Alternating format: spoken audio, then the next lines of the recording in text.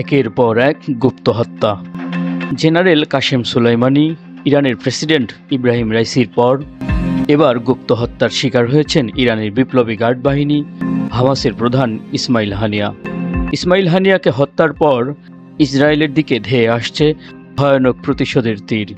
ইতিমধ্যে হামলার ঘোষণা দিয়ে রেখেছেন ইরানের সর্বোচ্চ ধর্মীয় নেতা আয়াতুল্লাহ আলী খামেনি।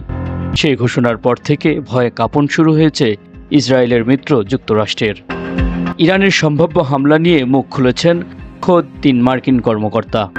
তাদের দাবি, ইরান যে ভয়ানক হামলা চালাবে তার প্রাথমিক লক্ষণ শনাক্ত করেছে গোয়েন্দারা। আর হামলার ঘটনা ঘটতে চলেছে এই সপ্তাহের শুরুতেই। হামলা ঠেকাতে ইসরায়েলি মিত্র যুক্তরাষ্ট্র প্রস্তুতি নিতে শুরু করেছে। গেল এপ্রিলে সিরিয়ায় ইরানি দূতাবাসে হামলার বিপরীতে ইসরায়েলের দিকে 300 ড্রোন ও ক্ষেপণাস্ত্র হামলার যে প্রতিক্রিয়া দেখিয়েছিল তেহরান, এবার ইসমাইল হানিয়ার মৃত্যুর প্রতিশোধ নিতে তার চেয়েও ভয়ানক হামলা করবে ইরান। এবারের হামলায় যুক্ত থাকতে পারে হিজবুল্লাহ। তেহরানের এই হামলা প্রতিরোধ করা ইসরায়েলের পক্ষে কঠিন হবে। এ কারণে সংখ্যায় পড়েছে পশ্চিমারাও। এরই মধ্যে পশ্চিমারা দেশে দেশে তাদের নাগরিকদের কাছে সতর্কতা পাঠাতে ব্যস্ত হয়ে পড়েছেন। ইসরায়েল অভিমুখে বাতিল করা হয়েছে বেশ কিছু ফ্লাইটও। তারা মধ্যপ্রাচ্য সফর এড়িয়ে চলতেও বলেছেন।